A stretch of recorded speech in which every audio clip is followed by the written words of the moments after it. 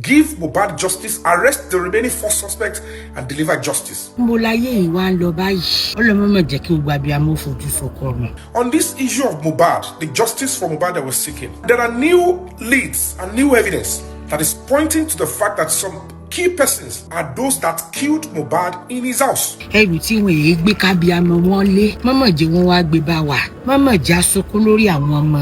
Lakokono, be sure that you are not guilty of Nigeria. Anything that will bring collective growth, nation development, should be of utmost concern to you. Enough of this nonsense in this country.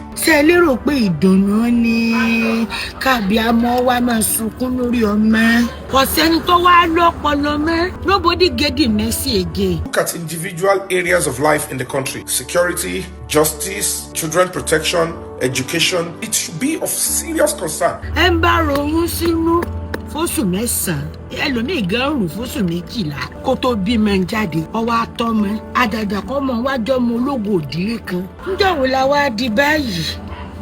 woman feel at all. No feeling at all again. If you are going to be expecting Nigeria to get better, that is how you have to play your part in supporting the efforts of government officials. On this issue of Mohbad, the justice for Mohbad that we're seeking, the last update the police gave, they never told us when Samilari left Nigeria in September 2023. These are the key things that we want to know. And there are new leads and new evidence that is pointing to the fact that some key persons are those that killed Mohbad in his house. A reinvestigation was done in Abuja by the FCID, Force Criminal Investigating Department, on the directive of the presidency. 4 of the suspects are yet to be arrested. Only 3 were arrested before the former Inspector General of Police, Kayode Egbetokun, used his power to stall it, divert it, as against the will of the presidency. I think as at that time he thought he is the president of Nigeria and is bigger than the president. So congratulations that he has been shown the exit door. We are demanding the governor of Lagos State, Babajide Sanwo-Olu, it is time for you to be honest with Nigerians. You are meant to give these updates, as well as the commissioner of police, as well as the inspector general. Nigerians need to know, millions of youths need to know. You know this thing is coming. A serious cankerworm, a serious issue is coming up. And we are fighting to ensure that if anything happens to the president, to the leader of the country, it will affect the entire nation. Because it will get to a stage with this Mohbad case, a single Nigeria will not be able to trust anybody in power. Meanwhile, not all of them have a hand in this old nonsense. Give Mohbad justice, arrest the remaining 4 suspects, and deliver justice. Enough of this nonsense in this country. Millions of youths, they know what they wanted, and we're not backing down. We are not a generation that will ask for justice for 2 weeks and then we are tired. We need to change our philosophy. We need to change our orientation and stop listening to those junks that believe we are a society that we're not going to be persistent and will not stand when we're seeking justice. Please, Nigerian police, do the right thing on Mohbad's case, give the right update. Look at all the old nonsense the wife from Omi has been saying on TV and everything. Look at the evidence, the truth that came out. Justice. Legal team. Okay, it's okay, it's okay. This one, this theory is okay. One more conno, but I pay a conversation. Or come meji le. About approve meji esile. Or smeta. Only by approve meta. Kawa somewhere you come. Kama de tipo bilawa. Then we do it. Okay. So I didn't my father say no approval le melo. So I think money lower. Or them last for a month. So tabati ni then we can give it to the advertiser. Yeah. Take the design, help us to do it, and when they mount it, every young person, bankers, politicians, senators, IG, police, they will be seeing it, and our message of demand for justice will be there. We'll just say, like this one is saying, 3 years and no justice for Mohbad. Why?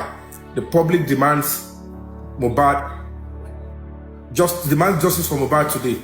This one is direct, but of course, I'll send the link. I'll send the book here. You can send a suggestion. If anybody can suggest in the comment section what can be in the type of well, I don't want to be wrong. Mohbad is here to get justice. Mohbad is here to be buried. Táwọn tí méjèèjì yẹn bá jẹ́ part of the caption. Mo fẹ́ gbọ́dọ̀ jẹ́ kó ọ̀rọ̀ yẹn pọ̀ jù. Ẹ bá type ẹ̀ sí tẹ kọ́ yẹn. Ó yẹ yín. Ẹni tó bá ní nǹkan náà lè send ẹ̀ sí yín ní DM. Somebody sent another 50,000 mo wait till announce tẹ́lẹ̀. Ẹ bá 50,000. So ẹ bá type ẹ̀ expander. Okay. So see, so that when we have it, èmi náà sọ tèmi bẹ́ẹ̀ sọ tí yẹn, but èmi we can focus lórí asking that the police, èmi o, it might be discarded by only legal team lè discarded pé ó ti wà direct, wọ́n lè sọ pé kó má lọ, wọ́n lè sọ pé kó lọ. My own is tí IG bá ti wà ń bẹ̀, we are appealing to the IG to obey the court order and the directive of the presidency and give Mohbad justice. Arrest. Okay, but are we still going to use this for the online one? Of course. Even the other ones about design. Our oríṣiríṣi la lè lò online. Oh, they stop one online. Billboard anyway. But the physical. Okay. But you gotta carry that direct campaign. It's a campaign.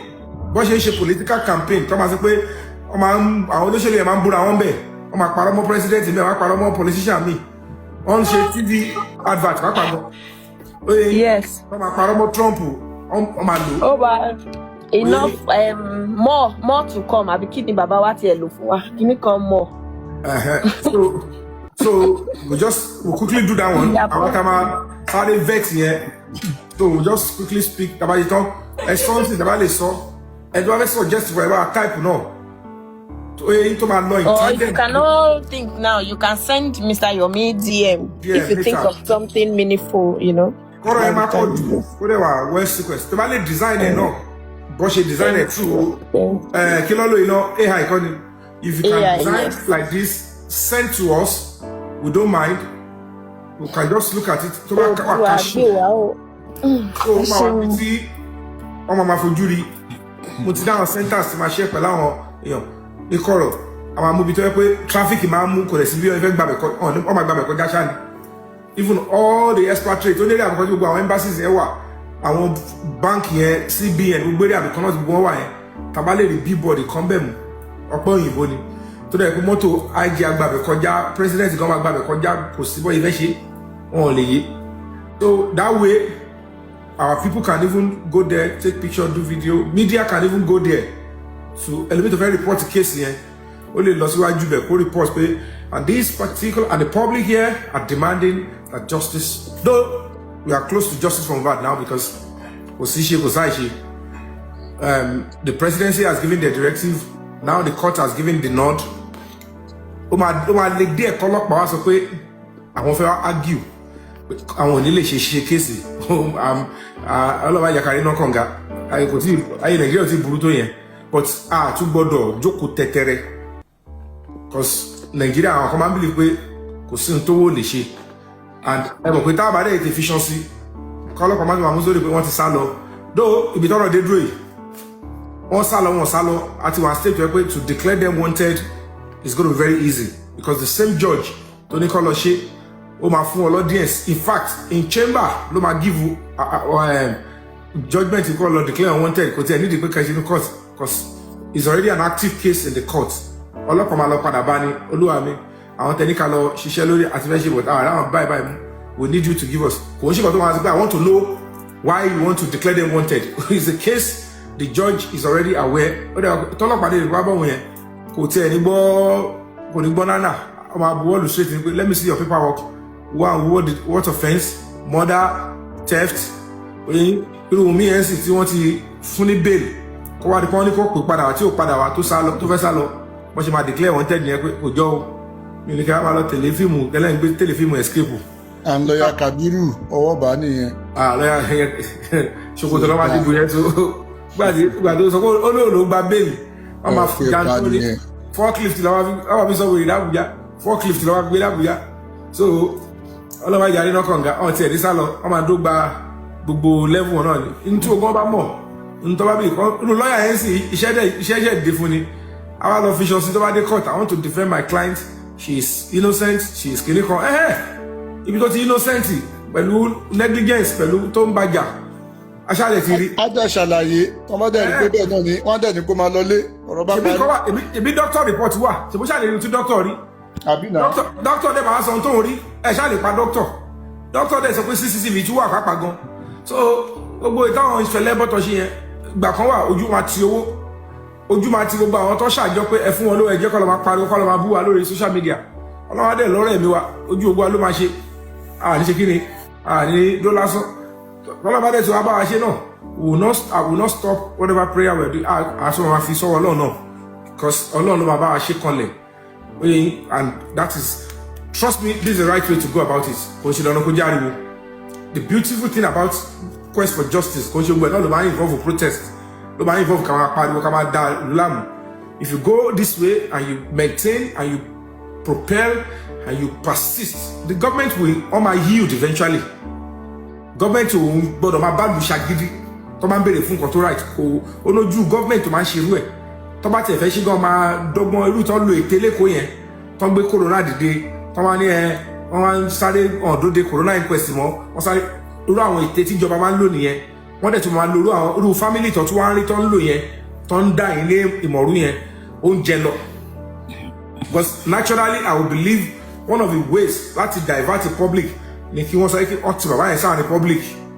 Because normally ikú nulẹ̀ ni Mohbad kú àwọn ikú Mohbad kò sí lẹ́yìn Wunmi, Àdúrà, Darosha and any other person, but those are the key and the principal actors, and at the end of the day the truth will be established. Ojú owó yín ló máa ṣe. You will now realize that eventually I'm sorry if I don't tell you about Mohbad, they will feel sorry at some point that this Baba is accessory after the fact. The already burial, it's questionable. And the fact that so many other things, Taba will video or Adura, Taba CCTV, a room by anybody, wow, but would all understand why we were persistent. He did tell him, my justice, Taba fi did that gbogbo tí wọ́n ti tò tẹ́lẹ̀. Pẹ̀lú bó ṣe ná owó tó àti agbára tí wọ́n lò, pé the highest level tó yẹ pé ibi tí kéèsì yẹn wà ní Lagos State, àwọn dẹ̀ Lagos State Command ló ní final power. Wọ́n dẹ̀ ti parí gbogbo iṣẹ́ fún wọn, owó yẹn ó ti wá kú as ó ti expire. Wọ́n believe pé lẹ́yìn gbogbo corona inquest ọdún méjì àti gbogbo almost a year plus tó fi máa suspect pé kéèsì yẹn máa tún padà gbérí. Wọ́n believe. Even kò tún gbérí l'Abuja ewu gbogbo tó ṣe. Wọ́n tún láwọn ẹlẹ́bọ̀ tọ́ sí wa láàrin àwọn kan fẹ́ hijack ẹ̀ kọ́ lè sọ kéèsì yẹn sínú omi. Wọ́n náà kọ́lọ́pàá lè kọ fake report. Wọ́n ti mú ọlọ́pàá woman IPO yẹn Jọkẹ́ Ìgè yẹn. Wọ́n ti bá yẹn away.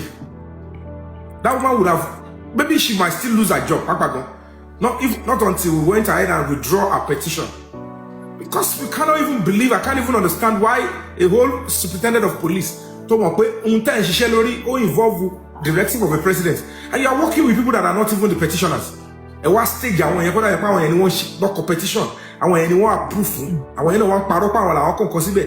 It's criminal. It's nǹkan tó lè jẹ́ kí tó lè tí àwọn DSS lè gbéyàn kọ́ ẹ pé you go for prison for a long time. Immediately I reported to the National Security Advisor. They were looking for all of them. And they were compelling the Commissioner of Police, head of homicide, that you need to report back to us. Kí ni role woman yẹn? Àwọn olóńgbà ṣe gbogbo wọn ṣe yàdà nígbà yẹn. Kọ́sẹ̀ mi ò mú ṣeré. Only TikTok mo lè máa dàbí pé mi ò gbádùn ẹ lè máa kó ẹ máa fojú kan omi. When it comes to offline iṣẹ́ gidi téèyàn ṣe, kò sáyé fún àṣàjà lọ́kì. We're just focused on what we're doing. Because èmi ò mọ̀ káwọn kankan ṣe kankan. Mi ní connection pẹ̀lú kankan ṣe. Mi sínú petition. I know I have a clear-cut case at the FCID. Mo ò dẹ̀ lọ sí FCID nítorí pé mo kàn fẹ́ lọ máa gárùn. I know I wrote to the president and there is a lead who followed the petition and the approval to the FCID, which is the normal thing. Gbogbo ẹ̀ lórí trajectory, gbogbo ẹ̀ ni mo gbé jáde, mi ò parọ́, mi ò mú kọ̀mọ́kan, mi ò deceive public because kí ni tèmi láti máa deceive public tí mo ní mo ṣiṣẹ́ fún. Tó bá dọ̀la tí public bá rí pé mo ṣe dáadáa lélẹ̀, they might say go and represent us. Ayé pé èèyàn kan máa sọ pé kí ni kan, people must be tested and trusted. Dream tó ní kálukú ní orúkọ téèyàn ní, ó fẹ́ preserve ẹ̀, ó fẹ́ kórúkọ yẹn bàjẹ́. But You know, unfortunately, we live in a precarious time. People believe they can still use social media. Cause they call the so DB. Call them we be by. Call the so the yabo ensin. Money. Emma won't know you. Money, there is a real estate mogul. No suspect. Mori away no share no kidding. Security report no favor any. And again, the person also tried to contact me. He's a billionaire. Money any or close more King White, Yabojo, and Phoebe Sola. That Phoebe Sola no one share. Pẹ̀lú ya olóògbà ya Mohbad àti King White àti ní olóògbà wọn sílé. Àtàdúrà mo dẹ̀ tí wọ́n sọ fún pé gbogbo yóò wá mọ̀ that Biodun Lawal Phoebe Sola Mustapha yẹn from the phone forensic ta ṣe fún King White ibẹ̀ mo ti rí message mo ti rí pé àṣẹ Phoebe Sola Lawal yẹn Biodun Lawal yẹn Phoebe Sola Mustapha òun ló engage ló employ òun ló gbéṣẹ́ tó gbé fún King White pé wá ṣiṣẹ́ báyìí fún un. So who is she working for? To fi wò pé King White, tẹ́bá dẹ̀ rí King White náà, ó láwọn míì tẹ́ẹ̀tì ẹ̀ rí, tẹ́bá rí in close proximity, gbogbo ẹ̀ ó wà nílẹ̀, ẹ mọ̀, when it is time, èmi ò ń gbé ogun kọjá dé anyhow, ẹ máa rí gbogbo ẹ̀, but ẹ mọ̀, gbogbo àwọn kan mi wà jẹ́ pé la risk ni, it's quite unfortunate, inú mi dẹ̀ dùn nígbà tí wọ́n kọ́ flash báyìí, ẹ̀yin tẹ́ à ń ṣe wàhálà torí ẹ̀ gan, ẹ̀ gbà mí gbọ́. On wá parọ́ fún yín pa àwọn kìíní kan ni mo ti ẹwà àwọn tèmi bá dì tèmi bá sọ fún yín pé ibi tí mo ń fèsì ogun náà ebi máa sọ pé ibi tí mo bá dé èèyàn báyìí o kò ní choice wọ́n ti ń gbẹ́ bọ̀dì. But people will not believe, and in social media anybody can on the camera as me ò ní problem pẹ̀lú anybody while I'm pursuing the truth and justice. Tí máa rí àwọn tó ń ṣe wà ìbàjẹ́ lójú ọ̀nà online and offline, it is my duty to expose them kí n má fọwọ́ bo èèyàn kan. Mo yọ ọ̀rọ̀ tó ti pa wọ́n mi ní ìgbà tí ọ̀rọ̀ Larry ọmọdé aṣẹlẹ̀ èèyàn kan ní nínú meeting yẹn tó ń ṣe kíní kan ní WhatsApp tàbí sọ̀rọ̀ pé èmi o wọ́n ti fẹ́ mi lówó lèmi ṣe dá. What is all this nonsense? Dandan ni kẹ́ máa fowó máa parọ́ mọ́yàn ni. I am running an NGO. I need money to do it. Èmi kọ́ ni mo need owó. It's a public project. Ẹgbẹ́lẹ́ wa lọ́wọ́ mo volunteer ni. Gbàgbọ́ ni pé ó ti forí ṣọ́pọ̀ lọ. Èmi ẹ̀ńtàbílì kò wà ń bẹ̀ níyàbọ̀ tó dẹ̀ sọ pé òun lo NGO pàpà láwọn kan. Mo dẹ̀ ti wò pé ó ti dárúkọ NGO yẹn kò ń ṣe pinky lady o. I saw her with the commissioner of police tó ní ó dárúkọ NGO yẹn wọ́n pé no reason for competition, let them do it. But they stay away. Wọ́n gbà tó dẹ̀ ti gbé jùlẹ̀ tó ní I'm no longer doing. Ṣé nǹkan tí mo ti ṣáájú ẹ̀ bẹ̀rẹ̀? Ìyábọ̀ Òjó ṣáájú mi bẹ̀rẹ̀ justice Mohbad.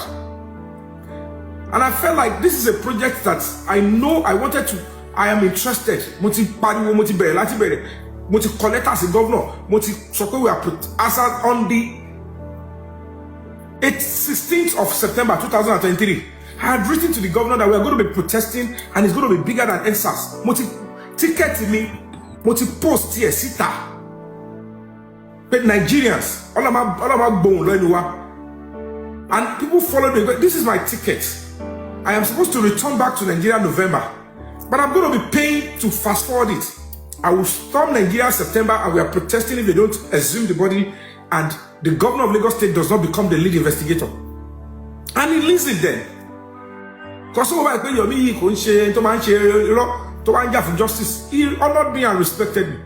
Like every other person, he honored everybody. And the other day, Daddy Buru. We are contracted. I don't know whatever they did. It was it. Koshagi lọ́wọ́ kò tó gbọ́rọ̀ lọ́fà. Wọ́n ra banana island, wọ́n ṣe gbogbo ẹ̀. Adélé tí a ti fẹ́ mú mi, wọ́n ti renovate ibẹ̀. Bóyá bẹ́ẹ̀ lọ́tà fún yẹn. We don't know. Gbogbo ẹ̀ ni mo èèyàn ṣe wàhálà. Èmi ni mo ṣe underground work pẹ̀lú àwọn ọlọ́pàá. I can tell you for free, we had 5 soft targets when we were training, even spending to watch as a power àwọn mú ìṣègbà kan yẹn. Almost about 3-4 days la fi ń trail káàkiri.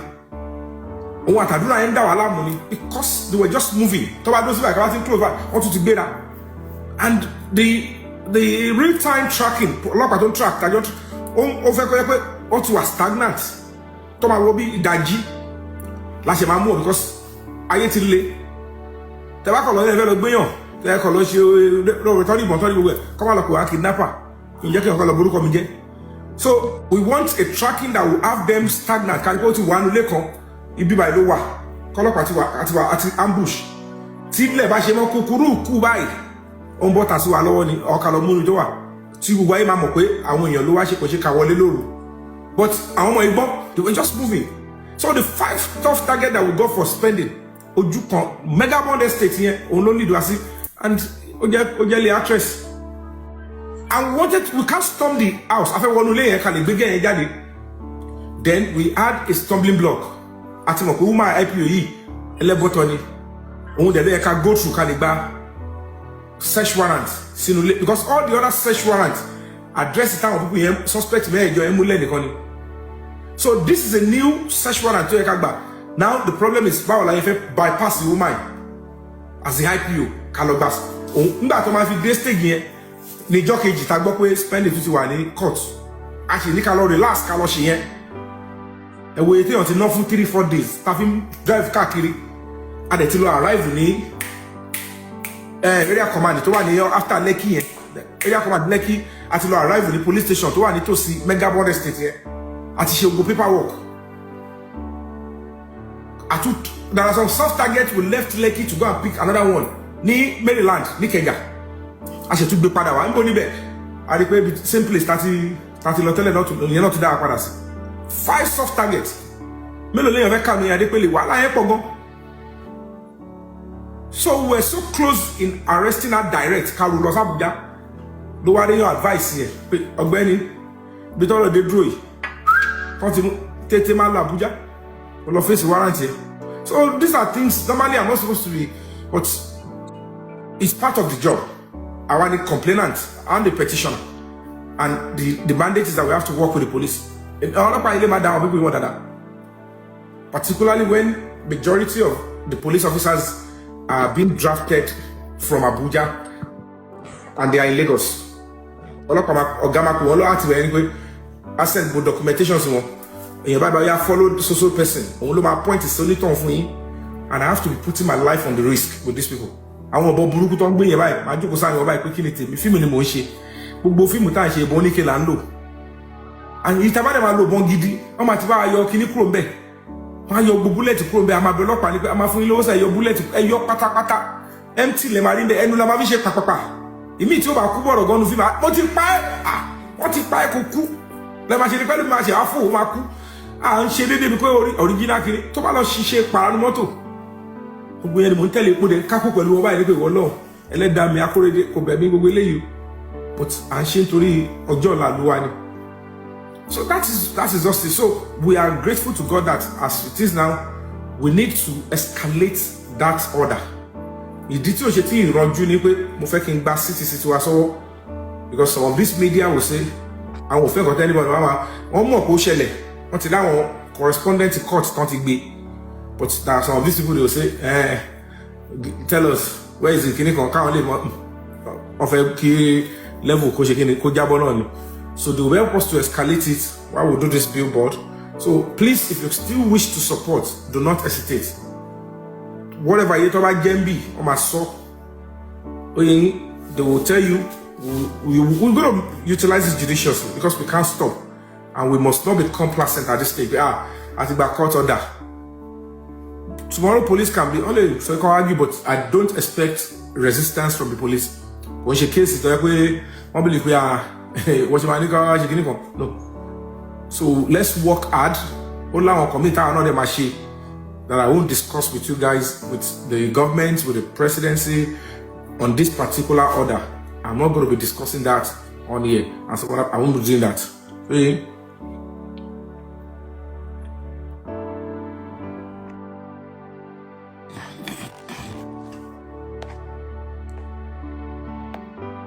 OG when you go around, what you do is crazy because it's the boring stuff. Yet you do it with grit.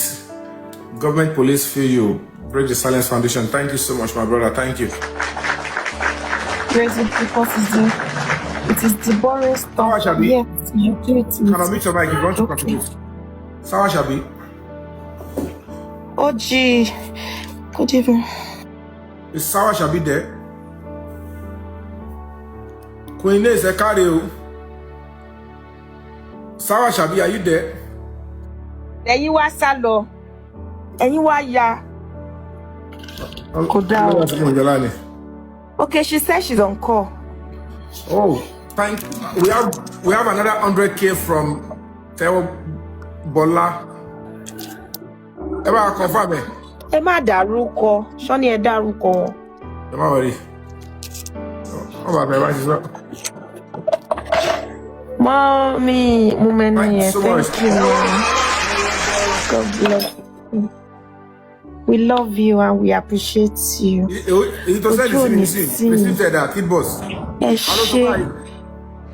Wọ́n ti rí. Daddy Adesina ti rí kò ń ṣe ìsìn wọ́n send ẹ̀.